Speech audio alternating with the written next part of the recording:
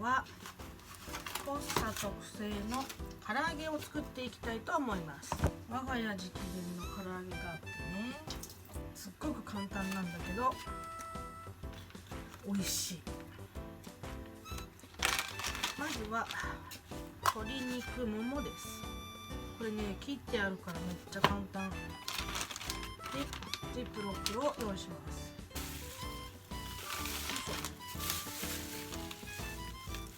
お砂糖、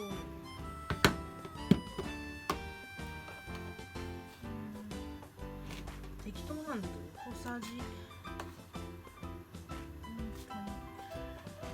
山盛り3個、小さじ3、お酒、ほんとね目分量だな。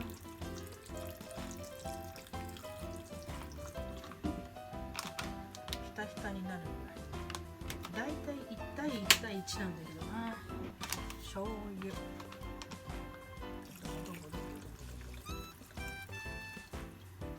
ちょっと薄いぐらいがいいね。生のおろしにんにく、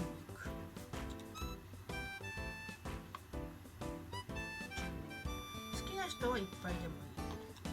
まあうちはほんと隠し味程度、このぐらいね。以上です。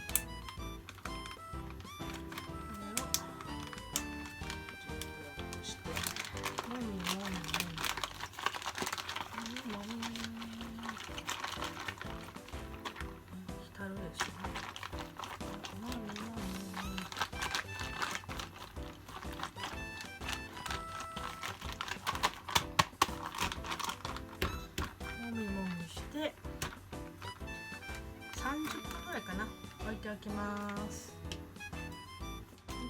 30分ぐらい経ちました。その間に味噌汁ともやしのナムルと千切りのキャベツを作っております。まあそのぐらいやると大体30分ですね。見た目は全く変わりないんだけど、だいぶ味が染み込んでます。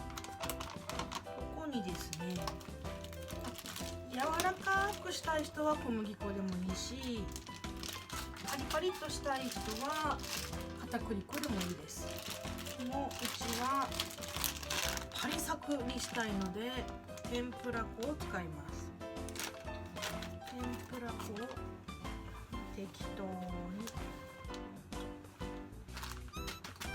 かな、入れて、よいしょ。またもみもみします。こんな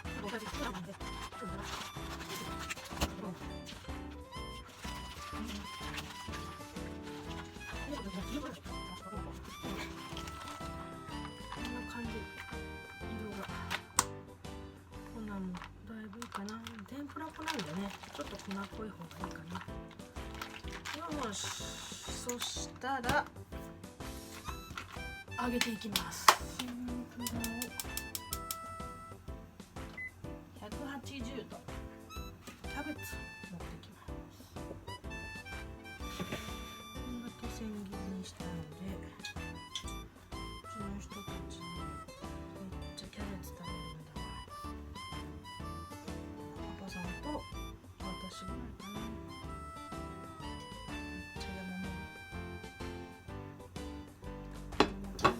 あ、ちなみにうちは具だくさんの豚汁です。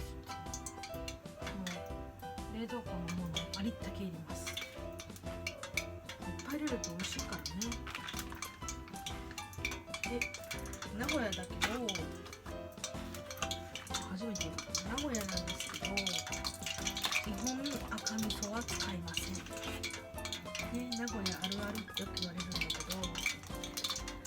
赤味噌の味噌汁はね、